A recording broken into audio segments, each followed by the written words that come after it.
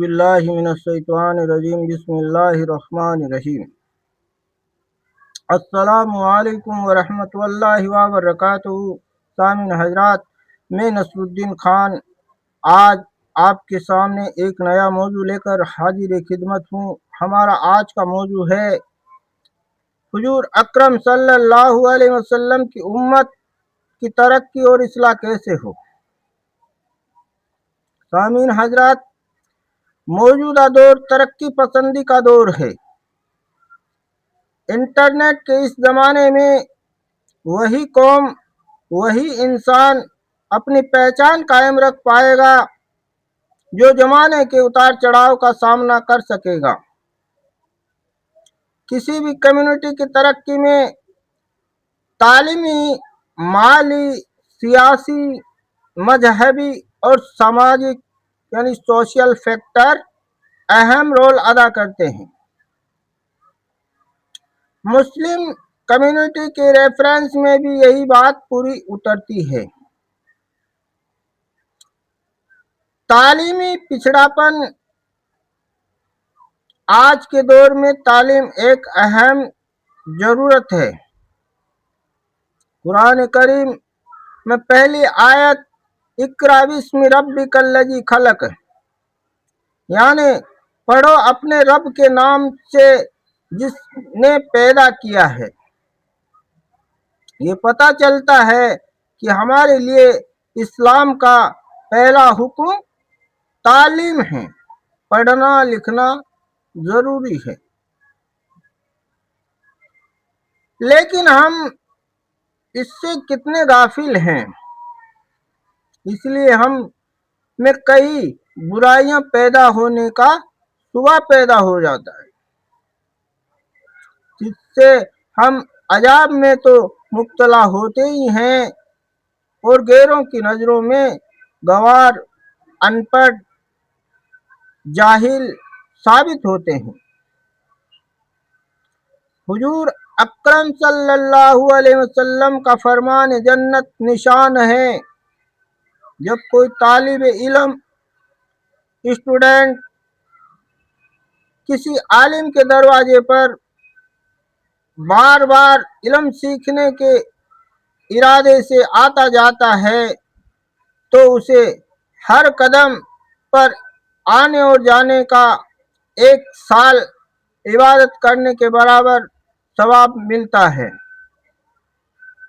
غوث اعظم رحمت اللہ علیہ پیدائشی ولی ہونے کے باوجود علم حاصل کرنے بغداد شریف پہنچے تاکہ یہ قوم علم کی اہمیت کو سمجھے اور جانے۔ بہت سے مومن بھائی سوچتے ہیں کہ نوکری تو ملتی ہی نہیں ہے، پڑھ لکھ کر کرنا کیا ہے۔ یہ سوچنا غلط ہے۔ مڈل ایجوکیشنسٹ کے مطابق بچوں کو تعلیم پر خرچ، انویسٹمنٹ کرنا ہمیں ضروری ہے۔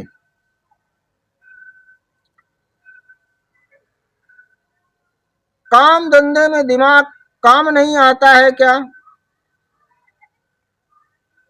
یعنی اس میں کئی فائدے ہمیں ملتے ہیں۔ نوکری نہیں ملنے سے کوئی سوال پیدا نہیں ہوتا کہ پڑھا لکھا انسان اپنے لیے اور ایک سماج کے لیے، ایک وطن کے لیے خود کا کاروبار چلا کر ایک بہت بڑا بھاگیدار بنتا ہے، اور جس کی حیثیت ہے وہ دھندا بڑا کرتا ہے، اور جس کی حیثیت کم ہے تو کسی بھی طرح کی کوئی دکان وغیرہ چلا کر اپنا خرچہ، اپنا گھر کا خرچہ آسانی کے ساتھ نکال سکتا ہے۔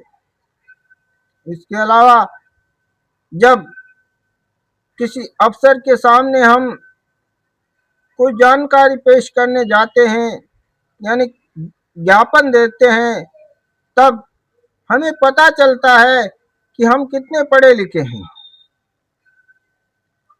क्योंकि उस वक्त वहाँ मौजूदा अफसर हमारी तरफ को ध्यान नहीं देता है। दूसरे एजुकेटेड सोशल